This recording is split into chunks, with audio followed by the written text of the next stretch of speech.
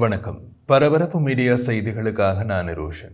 சிரியாவில் டிசம்பரில் பசார் அல் அசாத்தின் ஆட்சி வியத்தகு முறையில் கவிழ்ந்ததிலிருந்து மிகப்பெரிய மாற்றம் ஏற்பட்டது. ரஷ்யா அல்லது ஈரானின் நண்பர்களாக இல்லாத ஹயாட் தக்ரீர் அல் ஷாம் என்ற சன்னி மதப்பிரிவு இஸ்லாமிய இயக்கத்தால் பஷார் அல் அசாத்தின் ஆட்சி விரட்டப்பட்டது. வடமேற்கில் உள்ள அலிப்போவிலிருந்து அசாத் ஆட்சியின் இடமான டமாஸ்கஸ் வரையிலான பிரதேசத்தை HTS இயக்கம் தமது கட்டுப்பாட்டில் வைத்திருக்கிறது. ஆனால் முழு சிரியாவும் அவர்களது கட்டுப்பாட்டில் இல்லை. போட்டியிடும் படைகளால் சிரியா உடைந்து கிடக்கிறது. துருக்கி படைகளும் அதன் ஆதரவு போராளிகளும் அதன் வடக்கு எல்லைக்கு அருகில் சில பகுதிகளை தமது கட்டுப்பாட்டில் வைத்துள்ளனர். அமெரிக்க பங்காளியான சிரிய ஜனநாயக படை SDF வடகிழக்கு சிரியாவின் பெரிய முக்கோணத்தை ஆக்கிரமித்துள்ளனர். இது எண்ணெய் வயல்களையும் IS இயக்கத்தினரை வைத்திருக்கும் சிறை முகாம்களையும் வைத்திருக்கிறது. கோலன் பீடபூமிகளுக்கு அருகே புதிய நிலைகளை இஸ்ரேல் கைப்பற்றியதால் ரஷ்யா தனது ராணுவ தடயத்தை குறைத்து வருகிறது. ஆனால் புதிய கேள்விக்குறி அமெரிக்கா. IS இயக்கத்தை கட்டுப்படுத்த குர்திஸ் தலைமையிலான SDFக்கு ஆதரவாக சிரியாவில் அமெரிக்கா 2000 துருப்புக்களை வைத்திருக்கிறது. தெற்கு சிரியாவில் மூலோபாய ரீதியாக அமைந்துள்ள அல்டான்ஃப் தளத்தையும் அமெரிக்க ராணுவம் கட்டுப்படுத்துகிறது. ஆனால் அந்த வரிசைப்படுத்தல்களின் நீண்ட ஆயுள் தெளிவாக இல்லை. அமெரிக்க ஜனாதிபதி டொனால்ட் ட்ரம்ப் உத்தரவு பிறப்பித்தால் அனைத்து படைகளையும் திரும்ப பெறுவதற்கான தற்செயல் திட்டங்களை பாதுகாப்புத்துறை வகுத்து வருவதாக கூறப்படுகிறது. அதே நேரத்தில் ரஷ்யா சிரியாவிலிருந்து அகற்றப்பட்டுள்ளதால் அந்த வெற்றிடத்தை அமெரிக்கா பிடிக்க விரும்பலாம். தற்போது HTS தலைமையிலான அரசாங்கம் சிரியாவிலிருந்து அமெரிக்கா வெளியேறுவதற்கான நிலைமைகளை உருவாக்க முயல்கிறது. இது SDF கூட்டணியை குறைமதிப்புக்குட்படுத்துகிறது.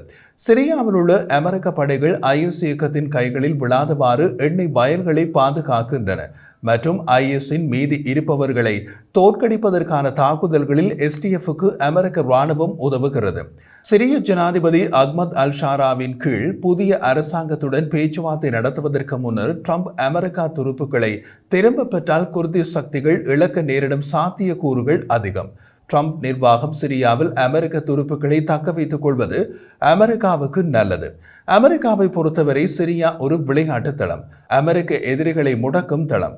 அங்கிருந்து ரஷ்யா வெளியேறினால் தான் அமெரிக்கா வெற்றியடைய முடியும். இது கிட்டத்தட்ட அமெரிக்கா ரஷ்யா இடையிலான போர் போன்றது. யார் ஜெயிப்பார் என்று கூறுவது கடினம்.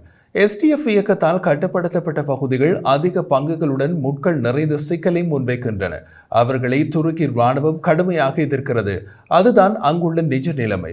குர்திஸ் இயக்கத்தினர் ஆயிரக்கணக்கான IS இயக்கத்தினர் கைதிகளாக உள்ள சிறைகளை காக்கிறார்கள். சிரியாவை கைப்பற்றியுள்ள HTS இயக்கம் குர்திஸ் இயக்கம் SDFஐ தாக்கவில்லை என்றாலும் துருக்கி ஆதரவு துருப்புக்கள் 2024 பிற்பகுதியிலிருந்து மீண்டும் குர்திஸ் இயக்கங்களை தாக்கியுள்ளார்கள்.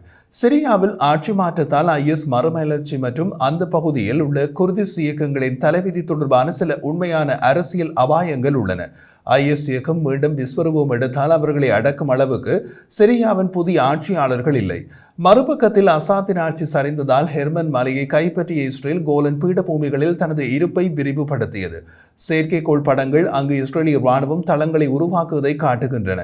சிரியாவை கைப்பற்றியுள்ள HTS தலைமையிலான அரசாங்கத்தை இஸ்ரேல் நம்பவில்லை. புதிய சிரிய அரசு வெளியில் இருந்து அதிகம் சக்தி பெறக்கூடிய இடம் துருக்கி.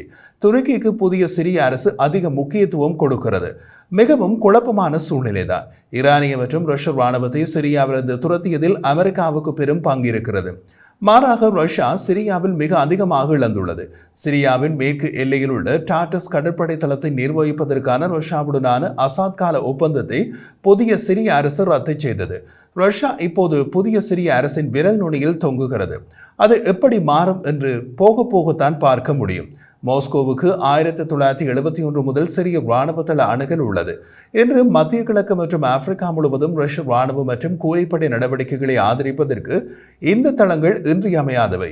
புதிய சிரிய அரசாங்கம் ரஷ்யர்களின் நண்பன் அல்ல. அசாத்தை வெறுக்கும் அளவுக்கு புட்டினை வெறுக்கும் முன்னாள் கிளர்ச்சி பிரிவுகளால் உருவாக்கப்பட்ட அரசு இது. அதே நேரத்தில் சிரியா மீது ரஷ்யா இன்னமும் முக்கியமான செல்வாக்கை வைத்திருக்கிறது. ரஷ்யா ஆயுதங்கள் இல்லாமல் சிரிய இராணுவத்தை மீண்டும் கட்டியெழுப்புவது சவாலானது என்பதை நிரூபிக்கலாம். சிரியா அதன் முக்கிய ஆயுத சப்ளையராக ரஷ்யாவின் பாரம்பரிய பாத்திரத்தை துருக்கிக்கு மாற்றுவதை நோக்கமாக கொண்டிருக்கலாம். இருந்தாலும் பல பாரம்பரிய சோவியத் மற்றும் ரஷ்ய உபகரணங்கள் மற்றும் பயிற்சி தான் சிரிய படைகளுக்கு உள்ளது.